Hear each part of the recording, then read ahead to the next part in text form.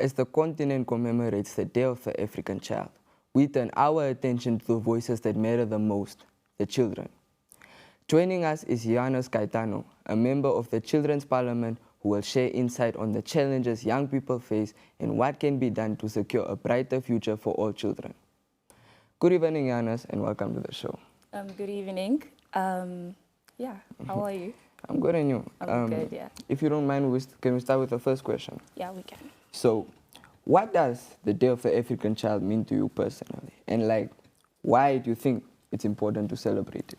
I think it's very important to celebrate it because the Day of the African Child's Day is not only about what happened to us, but it's a day that we have to remember that there were kids from South Africa in 1976 who stood up against the injustice, and it urges us today to try and understand that those people had to fight for us to have the day that we're able to have today. We also need to understand that it's very important because if we don't celebrate it, then it's like we are letting go of what happened to us in the past. And the fact that me and you were able to sit here, it's because of what they fought for. It just shows how important it is for the Day of the African Child's Day to be celebrated. Yeah.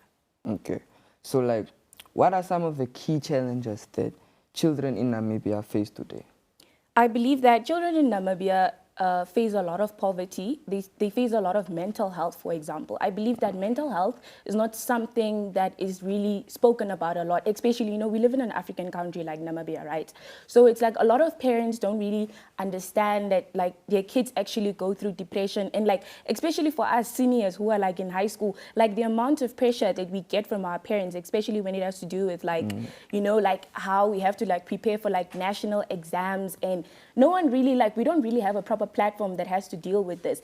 And I also feel like one of the biggest challenges that we also have is that career guidance. We don't really get proper career guidance in Namibia. Yeah. For example, kids in America or let me just first world countries, they actually get proper career guidance. They know actually what they want to study, just not having to now fail and just saying, I'm just going to do teaching just because my parents want me to do teaching. And I also feel like another thing that kids suffer in Namibia is that if you there was a time that when I was part of the junior council, we actually went to Okriangava and all of that, and we went to check what are those kids struggling with, and we saw that there are some of the kids that actually have to walk to school. Imagine how cold it is, it's extremely cold these days, and imagine you having to walk to school every single day. So I believe those are one of the things that have to be dealt with, because a kid shouldn't feel just because it's cold today or just because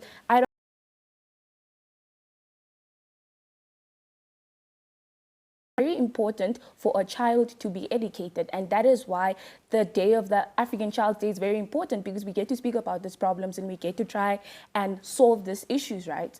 So yeah. Yeah, thank you.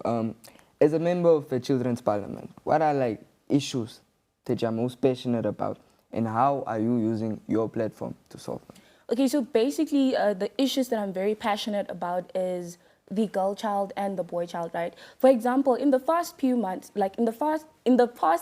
we actually saw that there was a lot of cases of girls being murdered, and this has to change. This really has to change, because we're in the 21st century. Just because I'm a girl and I leave my house at 5 doesn't mean that gives someone an opportunity to kill me. Yeah. We should make sure that the girl child is protected.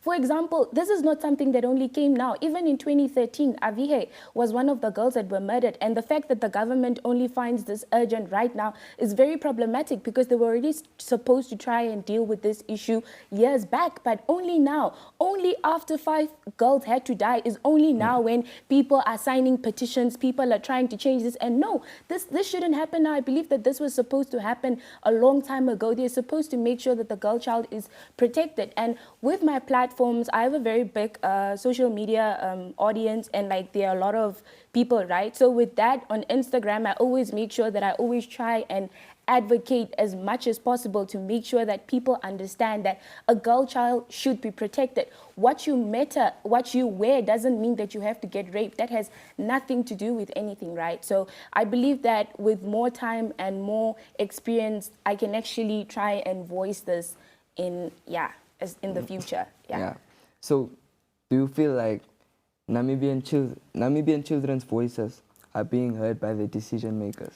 I believe that to an extent it is being heard. That is why I'm part of the Children's Parliament, which now gives me a platform to be able to voice all of these problems that we're dealing with. But also to an extent, right, I believe that the reason why a lot of young people are in Parliament is because the older people still have this narrative. They still believe that just because you're young, means that you don't understand politics or you don't have the right to voice something for the change of the country. So I believe that we need to change this narrative with the older people. The older people need to start understanding that just because I'm 18 years old or just because I'm in university means that if I know something needs change, then it means that it needs change. Just because you've been there in Parliament for over decades doesn't mean that you're the only one that has a proper understanding to the things that have to be done in the future. So I believe that more people need to be involved. And I also believe that only us that are in the capital right now are the only ones that have the opportunities to do this. There's still kids from the Kavango region. There's still kids from the north. And I believe that they don't have the same opportunities as me. And that needs to change. Everyone should have the voice. I believe that the media platforms should make it an incentive to make sure that they always make sure that these kids are able to voice the concerns of what they're actually dealing with, so that the men on the ground can actually tell us that, no, hey, this is what we're suffering with. And this is what we actually need change for. Because it doesn't matter if I, Yoniss Caetano, is sitting here in Windhoek and I'm complaining about change, but I don't stay in the north. I'm not really the man on the ground. I'm not the one that has to work thousands and thousands of kilos to school. We need to actually hear from the actual kids that I need change and this is what we need help with, right? Yeah, so yeah. What more can be done to include the young people? Is that we need to see.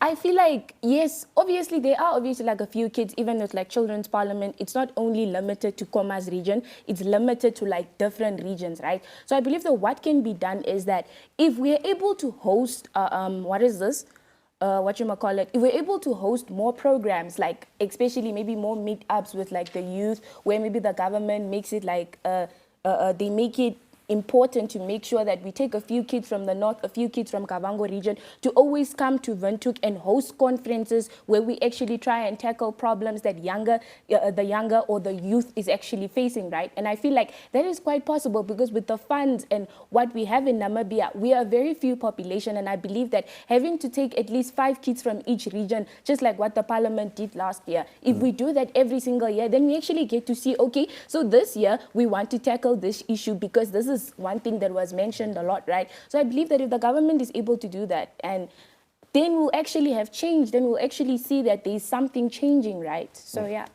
So for the last question of the day, what is your hope for the African child of tomorrow, like in Namibia and across the continent? Basically, I'm the deputy chairperson for education and ICT in the Children's Parliament, right? So I believe that what I hope for is to see that there's a better future in terms of like academics, like, yeah, basically academics. I believe that each child should have access to proper school catering, like they should just have proper access to school materials, and they should have proper access to things that actually that will be able to make them thrive in the future. Just because you school at St. George's or just because you school at a certain school doesn't mean that you should be the only one that should have opportunities to go study in Stellenbosch, or you should be the only one that should have opportunities to go study in the US or whatever. I believe that those should be opportunities that should be catered to every single child. And I hope that also with this, that the crimes against children should stop. I hope that with what I'm sitting here and saying that the little girls or the little boys that are being killed every single day and being raped every single day should stop. I even woke up today and I read on the Namibian that there was a girl that was actually raped, right? Those are not the type of things that we want. Those are the type of things that we hope should change. So I hope that as the Namibian kids, as the Namibian youth, we should try and advocate for this. I hope that this becomes a norm in the country to make sure that the kids are protected, that we are protected, to make sure that Namibia is safer and Namibia is prosperous for our maybe if we have to have kids one day, or our little siblings, for example, like it should be a proper space for them to grow and for them to learn. Yeah. Wow, thank you, Yoniss. It's honestly been a pleasure having you on the show. Thank you so much. Okay, now we'll be heading into a short break. Thank you.